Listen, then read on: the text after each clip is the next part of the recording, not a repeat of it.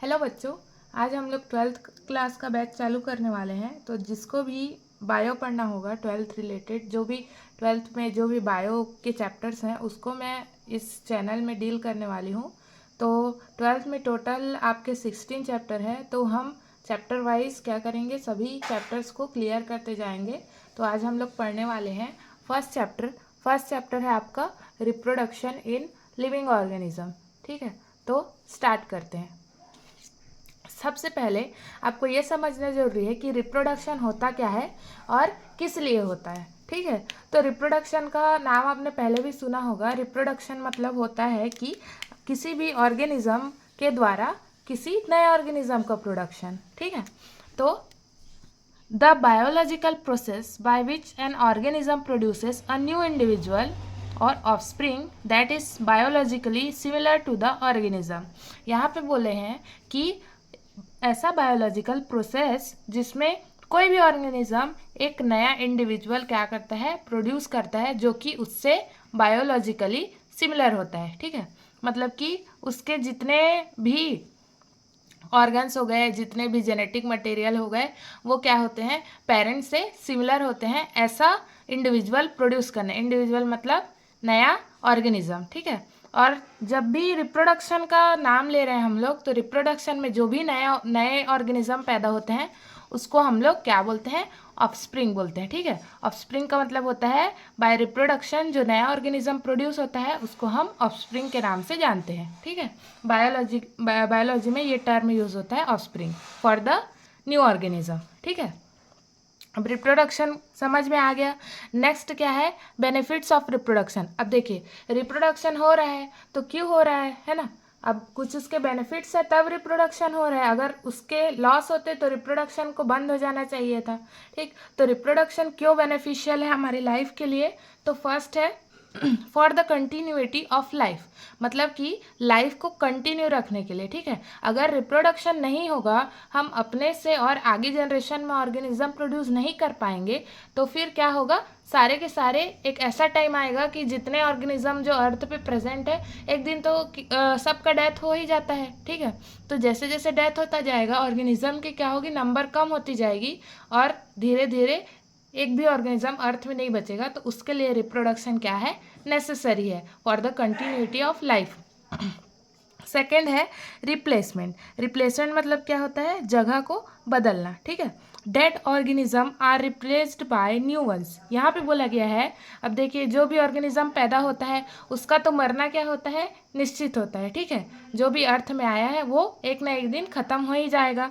तो dead organism के number को मेंटेन करने के लिए वो क्या होते हैं, जो रिप्रोडक्शन के द्वारा न्यू ऑर्गेनिज्म पैदा होते हैं वो डेड ऑर्गेनिज्म को क्या कर देते हैं, रिप्लेस कर देते हैं।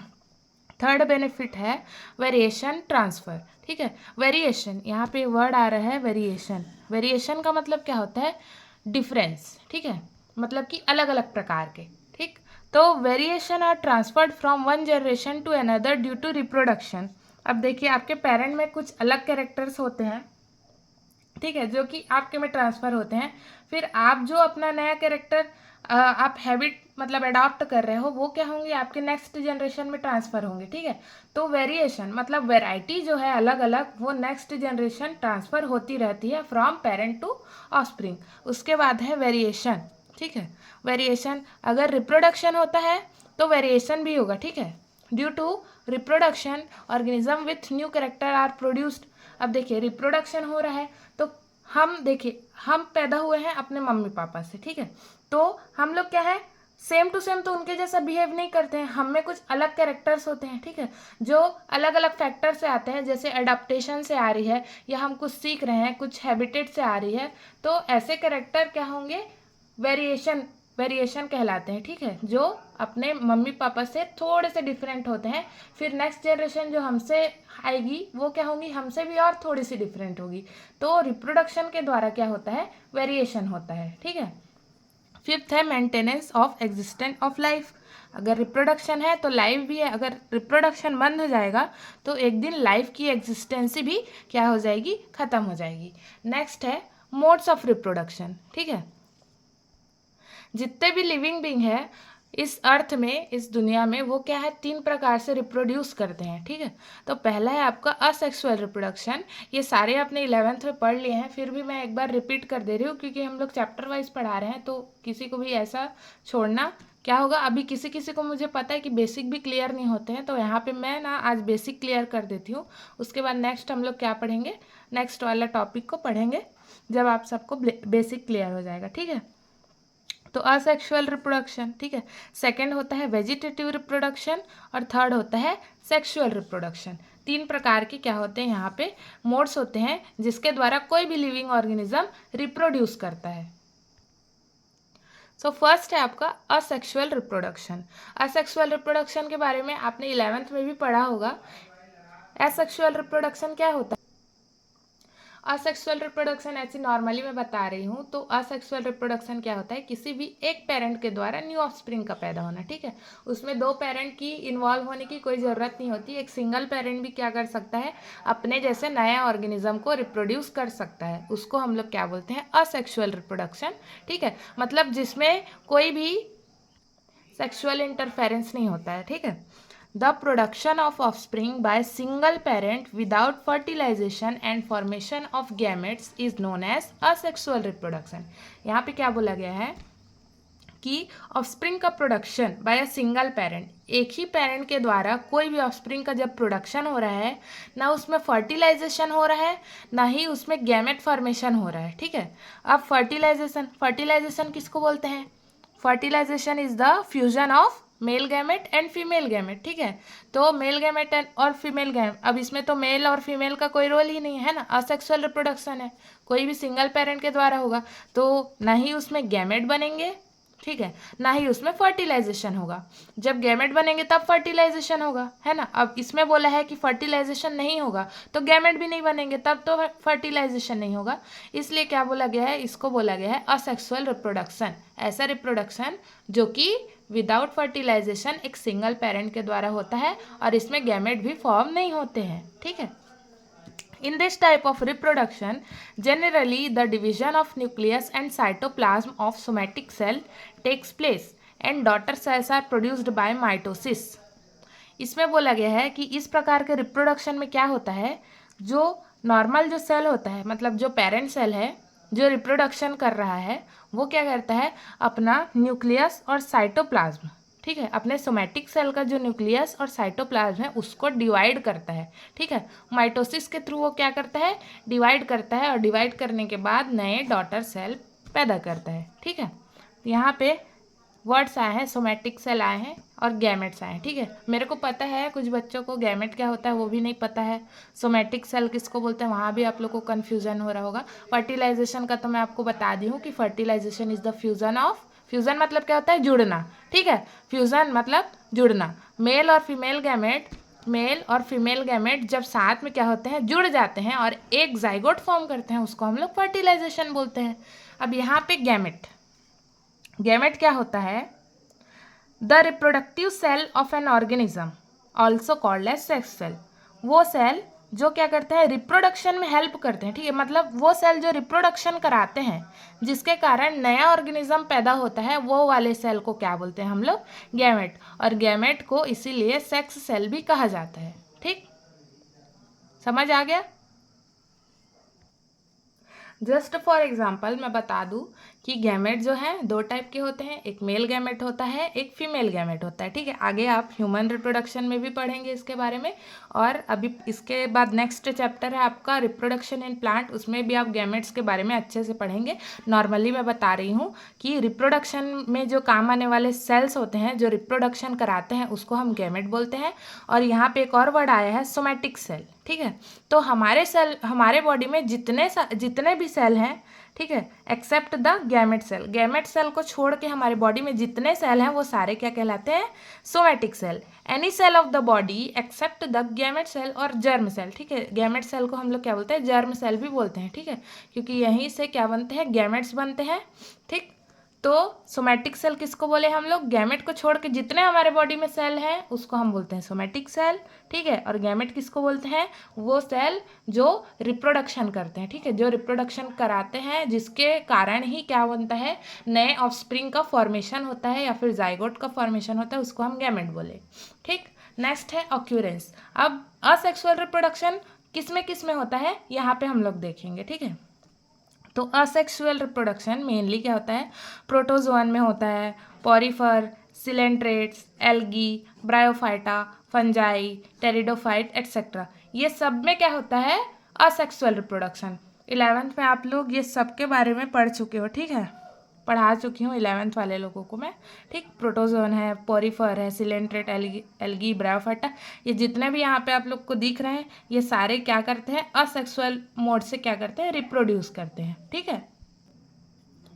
नेक्स्ट है कैरेक्टरिस्टिक्स ऑफ असेक्सुअल रिप्रोडक्शन। आज हम लोग पूरा असेक्सुअल रिप्रोडक्शन का टॉपिक कवर करेंगे। नेक्स्ट वीडियो में हम वेजिटेटिव रिप्रोडक्शन के बारे में पढ़ेंगे और उसके बाद हम पढ़ेंगे सेक्सुअल रिप्रोडक्शन। मतलब चैप्टर 1 से आपको 3 वीडियो अपलोड किए जाएंगे और उसमें आप लोग अभी asexual reproduction, then vegetative, and third video में आपको सेक्सुअल रिप्रोडक्शन के बारे में मैं अच्छे से पढ़ा दूंगी, ठीक है। सेक्सुअल रिप्रोडक्शन जो है चैप्टर 2 और 3 में भी है, तो आप सेक्सुअल रिप्रोडक्शन की ज़्यादा चिंता मत करिएगा क्योंकि सेक्सुअल रिप्रोडक्शन अभी हमको बहुत पढ़ना है, ठीक है। 2nd, 3rd, 4th चैप्टर में पूरा वही है, तो सब इस चैप्टर में आप बेसिक आपका वेजिटेटिव रिप्रोडक्शन और असेक्सुअल रिप्रोडक्शन मेन है, और लास्ट में एक इम्पॉर्टेंट टॉपिक है, वो बस डिफरेंस है सेक्सुअल और असेक्सुअल रिप्रोडक्शन में, ठीक है। तो यहाँ पे मैं अगर आपको कैरेक्टरिस्टिक्स बता दूँ तो आप आराम से सेक्सुअल और असेक्सुअल रिप्रोडक्शन में क्या करेंगे, डिफरेंस लिख सकते हैं।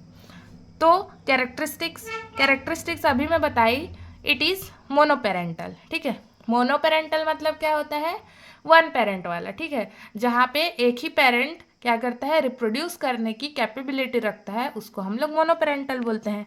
नेक्स्ट है only somatic cell takes part, this also known as somatic reproduction. अभी मैं बताई ओनली सोमैटिक सेल ही पार्ट लेते हैं क्योंकि उनमें तो गैमेट सेल होते नहीं हैं, है ना। अभी मैं बताई उनमें तो गैमेट सेल होते नहीं है ना, उनमें फर्टिलाइजेशन होता है ना, गैमेट फॉर्मेशन होता है, तो इसलिए इसको सोमैटिक रिप्रोडक्शन भी बोला जाता है क्योंकि उनके जो सोमैटिक सेल होते हैं वही रिप्रोडक्शन में पार्ट लेते हैं, ठीक है। नेक्स्ट है fusion of gamete does not takes place, ठीक।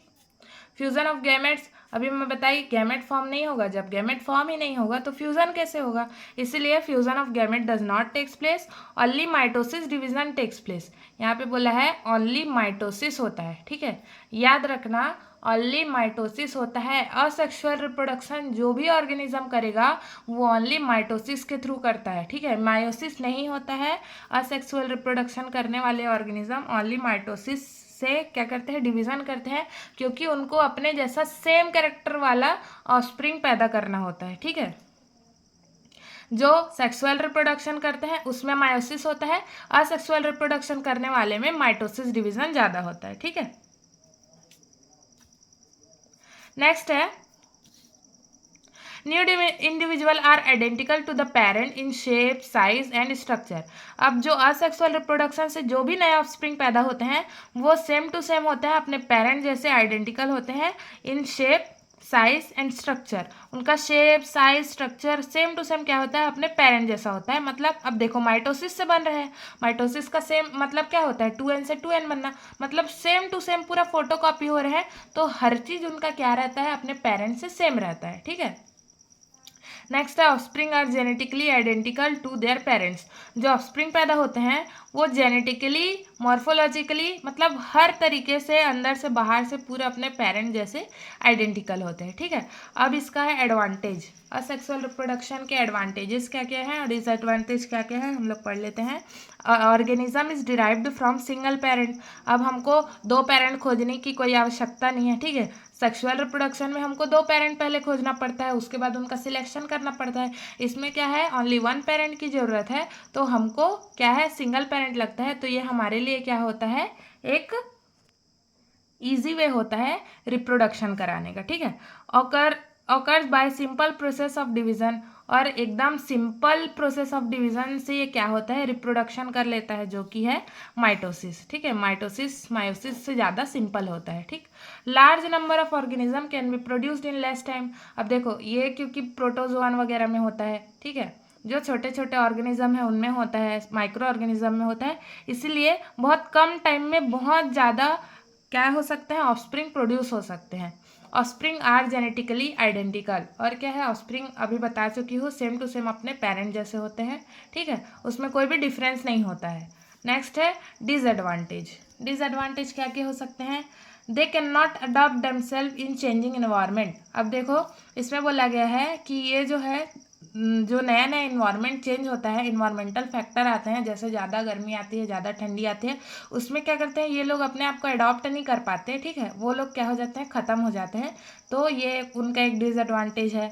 और वेरिएशन आर नॉट फाउंड, अभी मैं बताई जिसको वेरिएशन, वेरिएशन मतलब क्या था, अलग, मतलब कि क्या था, डिफरेंस या फिर वैरायटी, उसमें वेरिएशन बनेंगे ही नहीं। अब देखो सेम टू सेम अपने पेरेंट जैसे बन रहे हैं तो वैसे ही बनेंगे, फिर नेक्स्ट जनरेशन आएगा फिर सेम टू सेम बनेंगे, फिर नेक्स्ट जनरेशन आएगा फिर सेम टू सेम बनेंगे, मतलब उनमें कुछ भी चीज़ अलग नहीं हो रहा है। ठीक है, जो बन रहा है सेम बन रहा है, जैसा पहले बना था वैसे ही बन रहा है, तो कोई भी प्रकार का उसमें क्या नहीं मिल रहा है, अलग कैरेक्टर नहीं मिल रहे हैं। ठीक है, तो हमको न्यू कैरेक्टर वाले ऑफस्प्रिंग नहीं मिलते हैं बाय असेक्सुअल रिप्रोडक्शन। ठीक है, अब हम लोग पढ़ेंगे टाइप्स ऑफ असेक्सुअल रिप्रोडक्शन।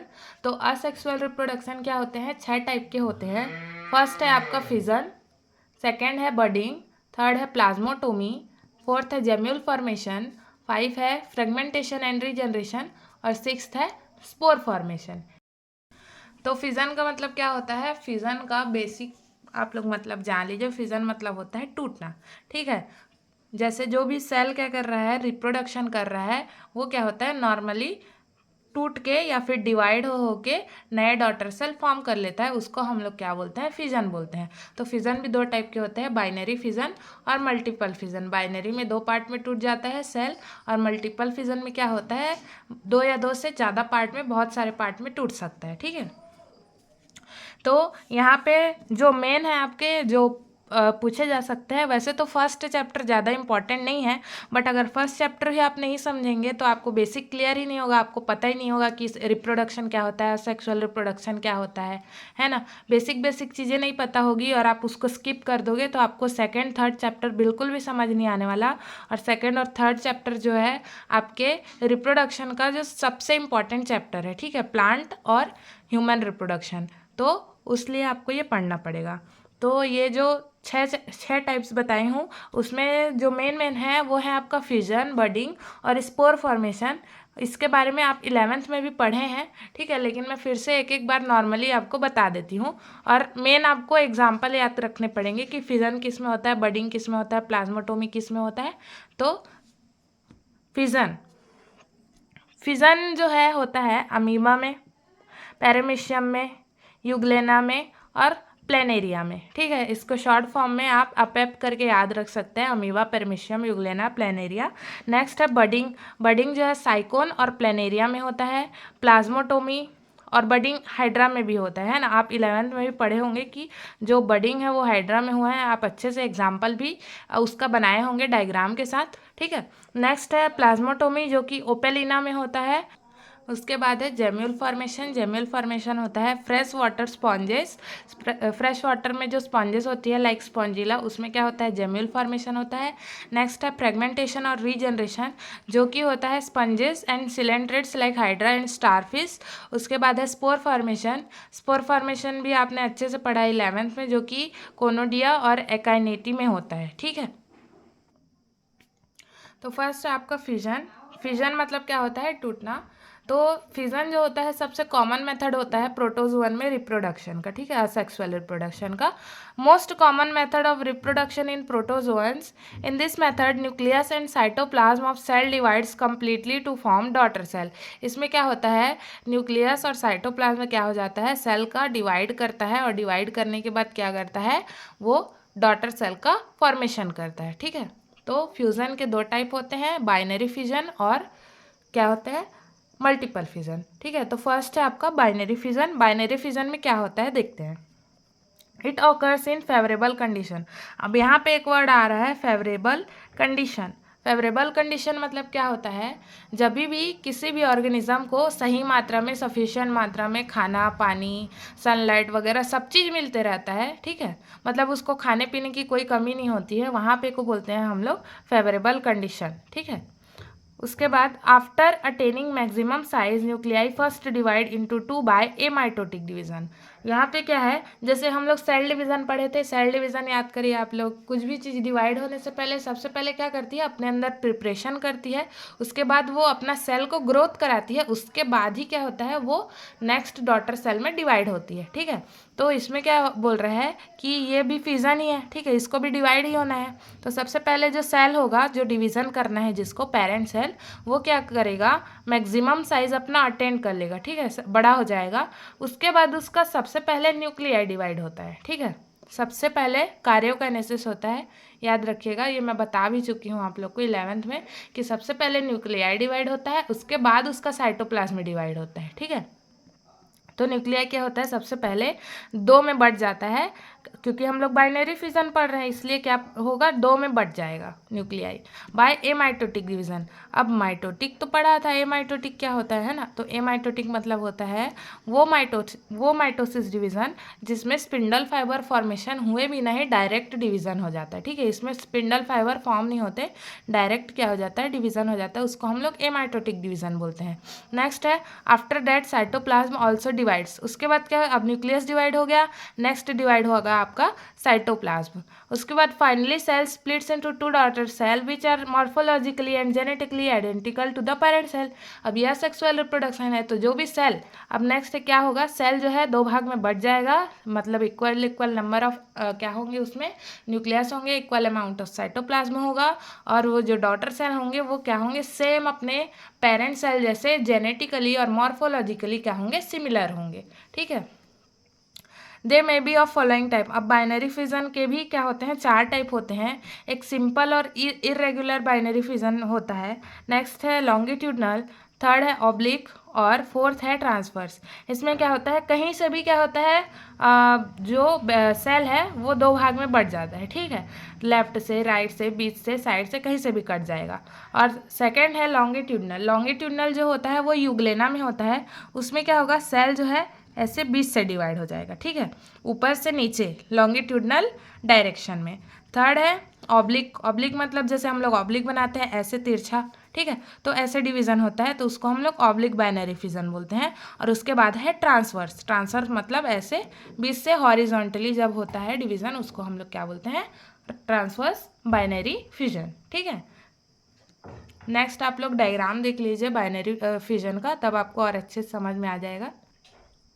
तो यहाँ पे क्या है, simple binary fission in amoeba और लॉन्गिट्यूडनल फिजन, ये दोनों का मैं बता देती हूँ। सबसे पहले यहाँ पे देखिए, जो अमीबा का जो सेल है जिसको कि डिवाइड होना है, जो डिवाइड होगा मतलब जिससे रिप्रोडक्शन होगा, उसको हम लोग क्या बोलते हैं, पेरेंट सेल बोलते हैं। तो वो क्या हुआ, सबसे पहले साइज में बड़ा हो गया, ठीक है। अब ये है इसका न्यूक्लियस, ठीक, तो सबसे पहले मैंने क्या बताया कि न्यूक्लियस डिवाइड होगा। नेक्स्ट स्टेप में यहाँ पे देखिए न्यूक्लियस डिवाइड हो गया, और जितने साइटोप्लाज्मिक एलिमेंट्स थे वो भी क्या हो गए, दो भाग में बंटने चालू हो गए हैं। फिर नेक्स्ट स्टेप में क्या होता है, ये ग्रेजुअली दो डॉटर न्यूक्लियाई को क्या करता है, रिप्रोड्यूस कर देता है, और ऐसे ही क्या बनता है, नए डॉटर नए डॉटर सेल्स, जो कि सेम टू सेम किसके जैसे दिख रहे हैं, अपने पेरेंट सेल जैसे दिखते हैं, ठीक है, जेनेटिकली और मॉर्फोलॉजिकली सिमिलर होते हैं। जेनेटिकली मतलब सेम जेनेटिक मटेरियल भी सेम पेरेंट जैसा होगा, मॉर्फोलॉजिकली मतलब जो बाहर का जो स्ट्रक्चर है वो भी अपने पेरेंट जैसा होता है। नेक्स्ट है लॉन्गिट्यूडनल। अब लॉन्गिट्यूडनल में बताई थी ऐसे क्या होगा, ऊपर से नीचे जो कट के डिवीजन होता है उसको हम लोग क्या बोलते हैं, लॉन्गिट्यूडनल। ये जो है यूग्लेना में होता है, यूग्लेना के बारे में भी आप लोगों ने 11th में पढ़ा है, इसमें भी सेम उसी के जैसा होगा, बट बस डायरेक्शन अलग होगा, ठीक है। न्यूक्लियस पहले डिवाइड होगा, न्यूक्लियस डिवाइड हुआ, फ्लैजिला भी क्या हुआ, दो पार्ट में डिवाइड हुआ, अब न्यूक्लियस डिवाइड हो रहा है, और उसके बाद क्या होता है, धीरे धीरे ये क्या होता है, दो पार्ट में पूरी तरह से साइटोप्लाज्म और अपना न्यूक्लियस का डिवीजन करके दो डॉटर यूग्लेना के क्या करता है, फॉर्मेशन कर लेता है, ठीक है। तो ये आपका हो गया लॉन्गिट्यूडनल फिजन। नेक्स्ट है मल्टीपल फिजन। मल्टीपल फिजन क्या होता है, वो फिजन जिसमें सेल 2 या 2 से अधिक भाग में टूट जाता है। ठीक, तो it occurs in unfavourable condition. ठीक है, ये अनफेवरेबल है। अनफेवरेबल कंडीशन, अब मैंने आपको बताया कि फेवरेबल कंडीशन क्या होता है, जब एकदम अच्छे मात्रा में अच्छा खाता पीता घर का जो एल्गी है वो क्या करता है, डिवीजन करता है। अब इसमें क्या होता है, ऐसा कंडीशन, अब मान के चलिए एल्गी में ही हो रहा है, ठीक है, सॉरी एल्गी बोल रही हूँ, अमीबा में ही हो रहा है, और अमीबा के पास ऐसा कंडीशन आ जाता है, अमीबा ऐसे जगह में है जहाँ पर ना उसको ढंग से खाना मिल रहा है, ना उसको ढंग से पानी मिल रहा है, तो ऐसे कंडीशन में वो क्या करता है, मल्टीपल फिजन करता है। ठीक है, तो मल्टीपल फिजन क्या होता है, जब भी कोई भी ऑर्गेनिज्म है उसको सही मात्रा में खाना पानी नहीं मिलता है ना, तो वो क्या करता है, अपना सेल के बाहर एक सिस्ट का फॉर्मेशन कर लेता है, और जो उसका न्यूक्लियस है वो एकदम क्या हो जाता है, कॉन्ट्रैक्ट होकर पैक हो जाता है। फिर उसके अंदर क्या होता है, बहुत सारे डॉटर न्यूक्लियाई बनते हैं, और डॉटर न्यूक्लियाई बनने के बाद वो सारे अलग अलग डॉटर सेल में डिवाइड होकर क्या हो जाते हैं, सेल को रप्चर करके बाहर निकल जाते हैं। उसको हम लोग क्या बोलते हैं, मल्टीपल फिजन। तो इसको वर्डिंग में पढ़ लेते हैं। The cell form a cyst around it due to limited और डेफिशिएंट अमाउंट ऑफ फूड। अब देखो, अब उसको खाना पानी नहीं मिलता है अच्छे से, तो वो अपना बाहर का लेयर को क्या कर लेता है, हार्ड कर लेता है, और उसी बाहर के हार्ड लेयर को हम लोग क्या बोलते हैं, सिस्ट बोलते हैं। ठीक है, cyst is the outer hard membrane of any cell. ठीक है, कोई भी सेल या फिर कोई भी ऑर्गेनिज्म जो अपने अराउंड एक मेम्ब्रेन फॉर्म कर लेता है जो हार्ड होता है, उसको हम लोग सिस्ट बोलते हैं।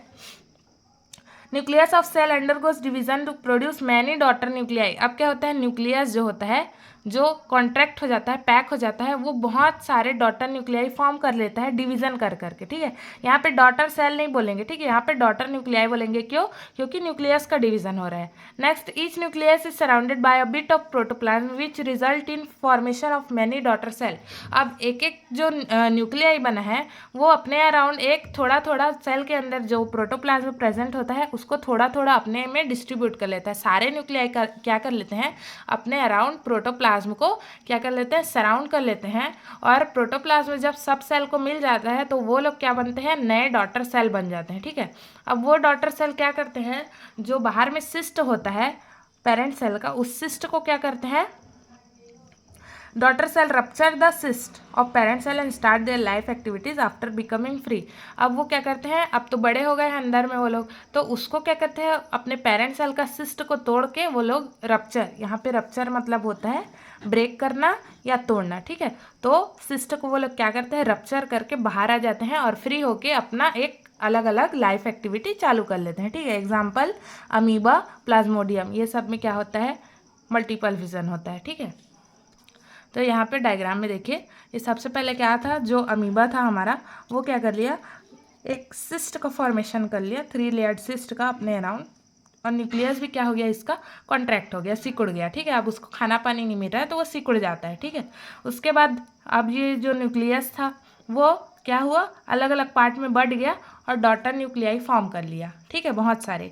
अब ये जो डॉटर न्यूक्लियाई थे वो अपने अराउंड थोड़ा थोड़ा प्रोटोप्लाज्म ले लिए और क्या बन गए, डॉटर सेल्स बन गए, जिनको कि हम लोग बोले स्यूडोपोडियोस्पोर्स। ठीक है, अब ये क्या किए, सेल बनने के बाद ये जो बाहर का लेयर था उसको तोड़ के बाहर आ गए। ठीक है, तोड़ के बाहर आने के बाद एक एक जो इसमें से सेल था वो क्या बन गया, नया यंग अमीबा बन गया। ठीक है, तो ऐसे होता है आपका मल्टीपल फिजन।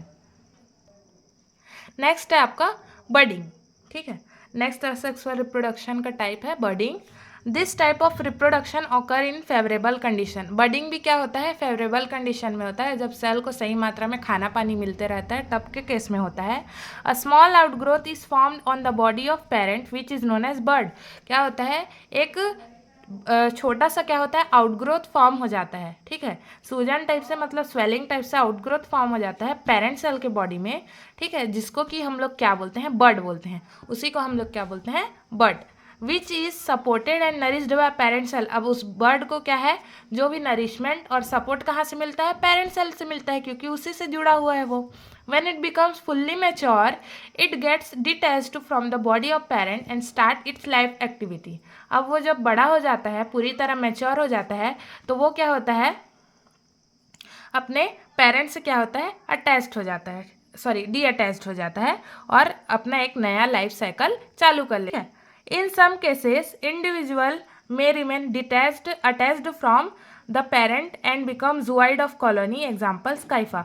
कुछ कुछ केसेस में ऐसे होता है जब भी ऑर्गेनिज्म बडिंग करता है तो ये जो नया बर्ड फॉर्म होता है ना वो अलग नहीं हो पाता और वो अपने पेरेंट के साथ ही अटैच्ड रह के सारा जिंदगी बिता देता है। वो एक अपने कॉलोनी का एक जूऑइड का मेंबर बन जाता है और उसका एग्जाम्पल है स्काइफा। स्काइफा में ऐसा बडिंग होता है जिसमें जो नया जो बर्ड होता है वो क्या होता है, अलग नहीं होता और अपने पेरेंट के साथ ही रह के क्या करता है, कॉलोनी में जूऑइड के रूप में क्या करता है, वो अपना लाइफ साइकिल क्या करता है, सरवाइव करता है या फिर अटेंड करता है। ठीक है, नेक्स्ट इसका डायग्राम है। यहाँ पे देखिए ये हाइड्रा है। ठीक है, ये हाइड्रा का एग्जांपल दिया हुआ है, बडिंग इन हाइड्रा। 11th में भी आप लोगों ने पढ़ा है। सबसे पहले हाइड्रा है। हाइड्रा में क्या हो रहा है, यहाँ पे एक बर्ड फॉर्म हो रहा है। ठीक, ये स्मॉल आउटग्रोथ बना ना, इसी को हम लोग क्या बोले, बर्ड बने। नेक्स्ट में क्या है, ये डेवलप हो रहा है। ठीक है, जो बर्ड है इसका वो क्या हो रहा है, डेवलप हो रहा है। उसके बाद ये जो बर्ड है वो फुल्ली मैच्योर हो गया। ठीक है, ये जो बर्ड था वो फुल ग्रोन हो गया। अब जब पूरा बड़ा हो गया है तो क्या हुआ, ये क्या हुआ, अपने पेरेंट्स से अलग हो गया और पेरेंट सेल से अलग होने के बाद ये अपना न्यू लाइफ साइकिल क्या करेगा, स्टार्ट कर देगा।